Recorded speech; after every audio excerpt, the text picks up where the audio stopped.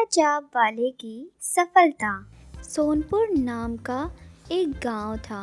उस गांव में मोहन और माला नाम के पति पत्नी रहते थे। मोहन गांव में रोटी और सब्जी का ठेला लगाता था। मोहन सुबह जल्दी उठता और बाजार से सूरज निकलने से पहले ही ताज़ी हरी सब्जियां लेकर आता था। मोहन खाने की शुद्धता का ध्यान रखता था। रोटी पर देसी घी लगाता और सब्जी भी घी में ही बनाता था।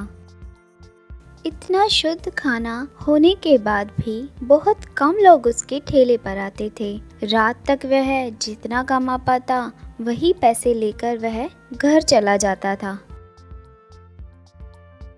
कुछ दिनों से व्यापार मंदा चल रहा है। ऐसे ही चलता रहा तो घर कैसे चला पाऊंगा। घर आने के बाद भी मोहन उन्हीं चंद पैसों को लेकर सोचते रहता है। मोहन को परेशान देखकर मोहन की पत्नी माला उससे पूछती है, क्या हुआ जी, आज आप जल्दी घर आ गए और बहुत देर से देख रही हूँ आप कुछ परेशान लग रहे हैं। क्या बताऊं माला, काम ठीक से चल नहीं रहा और ऐसा ही रहा तो हम क्या खाएंगे।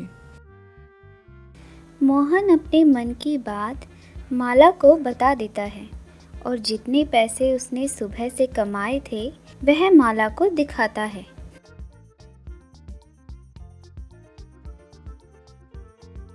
आप अपने दोस्त सोहन से मदद लीजिए, उसका बड़ा होटल है शहर में, उन्हें यहाँ आने को कहो। मोहन अपनी पत्नी माला के कहे अनुसार उसके दोस्त सोहन को फ़ोन लगाता है और उसे आने को कहता है। दूसरे दिन शहर से सोहन मोहन के घर आता है। अरे मोहन, क्या हुआ, बड़ी ही जल्दी में बुलाया, सब ठीक तो है ना। माला और मोहन मिलकर सोहन को सब बता देते हैं। अरे इतनी सी बात। देख भाई मोहन, रोटी सब्जी आजकल घर में सब खा ही लेते हैं, तो कुछ नया बना। पर सोहन भैया ये बनाएंगे क्या? रोटी सब्जी के अलावा इन्हें कुछ आता भी नहीं है। अरे भाभी, मैं हूँ ना, मैं सिखाऊंगा। आजकल शहर में सोया चाप बहुत पसंद कर रहे हैं लोग, वही बनाते हैं।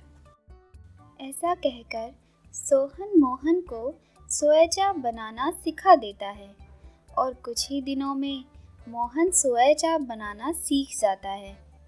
सोहन सबसे अलविदा लेकर शहर लौट आता है।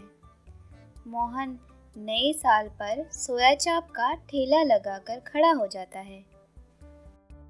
सोया चाप ले लो, सोया चाप, गरम गरम सोया चाप, सोया चाप ले लो, सोया चाप, गरम गरम सोया चाप।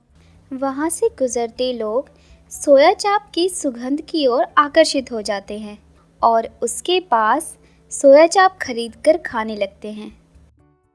मोहन भाई, तुमने ये जो सोया चाप बनाई है बहुत ही स्वादिष्ट है। मेरी तो भैया एक और प्लेट लगा दो। हाँ भाई, सही कह रहे हो तुम। नए साल पर सही काम शुरू किया है मोहन ने। बहुत ही लाजवाब स्वाद है सोया चाप का।